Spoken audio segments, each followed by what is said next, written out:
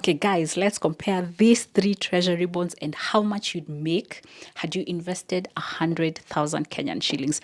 All these three bonds were reopened last month, at the end of the month to the beginning of this month, so November to December. They're not open right now. We already have the results. So the calculations that I've done here are almost accurate, and we're going to see which one yielded the most returns. As an investor, had you invested in these three bonds, which one has the maximum returns? So all of them, like I said earlier, they are reopened, and you're targeting 100,000 Kenyan shillings, just 100,000 Kenyan shillings with the first one. This one was FXT1 2023-10. So originally it was meant for 10 years and it was initially listed in 2023. So when it was listed, you only had a time period of 8.2 years. So you're going to get back your 100,000 Kenyan shillings at the end of 8.2 years from now. The coupon rate was already given. The coupon rate is the interest rate at which you're going to be receiving your yearly interest. This one was already given. The coupon rate is usually given for all the bonds that are being reopened or the ones that are being listed, so that you can be able to know what you're going to be getting. But this figure, the one that is called redemption yield or yield to maturity, is usually not given. This is the figure that you get to key in case you want to place a competitive bid. But either way, we now have the results. So this is the market. It's sort of like the market rate, the yield, like what the market should give you currently.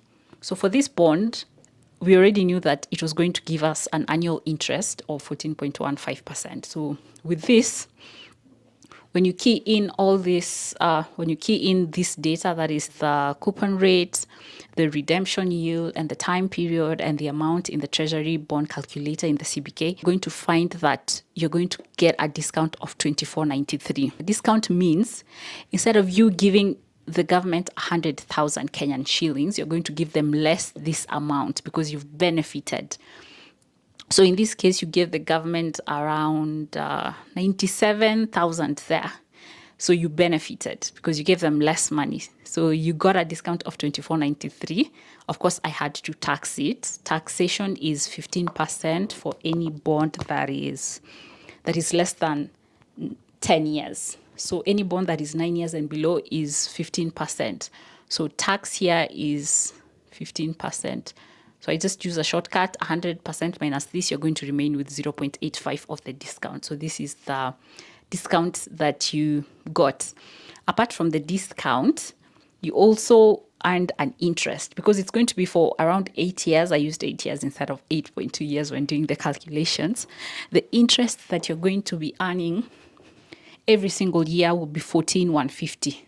It's basically 100,000 times 14.15. So that's 14,150 times 8 years. And then I took away the tax, which is 15%. So you're going to remain with 0.85. So this is how much you're going to be getting from the interest. Now, the total money that you're going to be making from this treasury bond is, I added this discount plus this interest, you're going to earn 98,339.05. Imagine in a span of 8 years, you're going to be making this amount. Now let's go to the second treasury bond. With this second treasury bond, it was originally listed in 2018. So when it was reopened, there were 13.3 years remaining. This was the interest rate. This was the coupon rate. The coupon rate is usually given. So this was what guys who are placing competitive bids. Competitive bids are bids where you get to show the interest that you'd like to get. The market rate, the market yield. You're like, you know what? This is what I would like you to give me. So apparently for this treasury bond, this is the result. Now, when you key in all this in a treasury bond calculator, you're going to get a discount of 10,738. So instead of you giving the government 100,000, you're going to give them around 80 something, around 89K there instead of the 100. So you're going to benefit 10,738. Now, this bond is for 13.3 years. So it's for 10 years and above. It's for 10 years and above. So anything that is above 10 years has to be taxed. You get the benefit of 10% tax instead of the 15% tax. So I just multiplied with 0.9. The total discount after tax that you're going to get is 96.64. In terms of interest, we are talking about 13.2% times the 100,000, the value of your investment, in 13 years. I took away the tax. Tax is 10%. 10% is the tax. So you're going to remain with 9%, or rather 90%.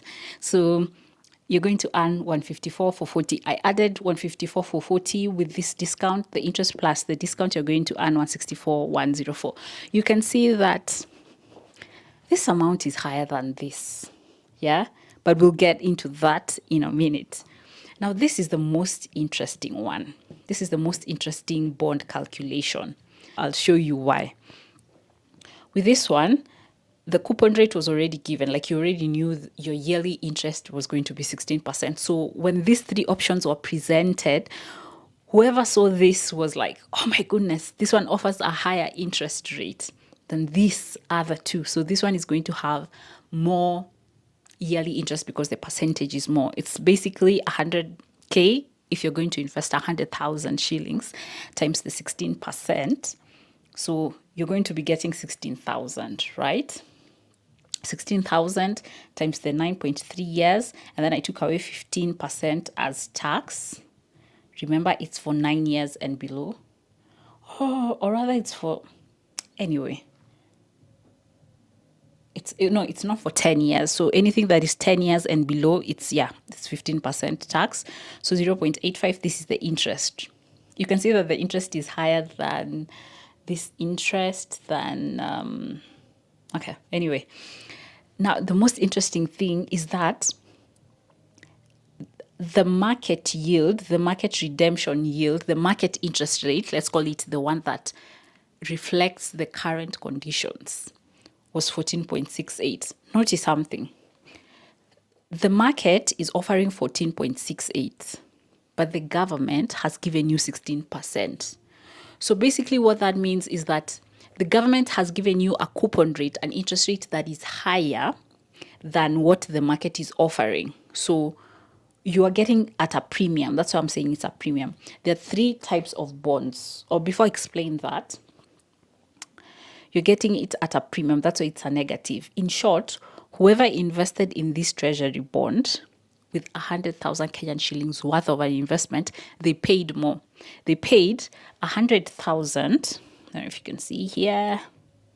They paid 100,000 plus 64.79. So these guys put in 106,479.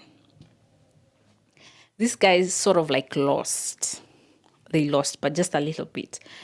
Now, when this is the market rate, this is the one that is not usually given. This is the one that we usually wait for the results. When whatever that has been given is higher than what was originally given, you're basically going to pay more because you benefited more from the interest rate. I don't know if that makes sense. Let me show you something. Let's look at the first two. In the first bond, the government is giving you 14.15%. But the market, the actual market is supposed to give you 14.69. So the government has given you less than what the market should. Because whatever you're getting is going to be less than what the market is giving you. They're going to compensate you by offering you a discount. A discount is you paying less than what you're supposed to. Instead of you paying the 100,000, you pay, in this case, around 97,000. It's the same case for this other bond.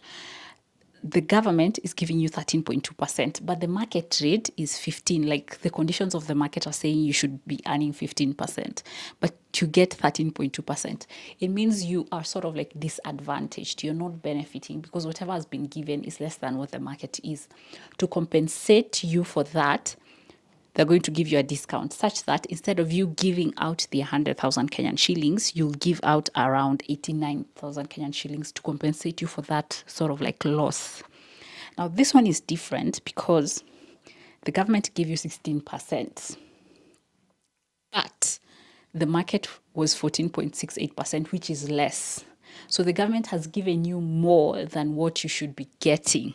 As a result, you're going to get it at a premium. You're going to pay more than you should. You're supposed to have 100,000 Kenyan shillings, but now because you're receiving more than you should, a premium is sort of like taking that away from you. Like, you don't sort of like deserve it. So that's what happened. That's why for guys who are supposed to pay sort of like 100,000 Kenyan shillings, paid 106,479 shillings. So that's what happened. So there are usually three scenarios. The first one is the first two. This one means you're going to get it at a discount. There's this case where there's a premium. And then the third case is at par. It's called at par. At par means there's no difference. You're basically getting what you're supposed to be getting. So in that case, these two rates would be the same. So if this was 13.2, this one would be 13.2.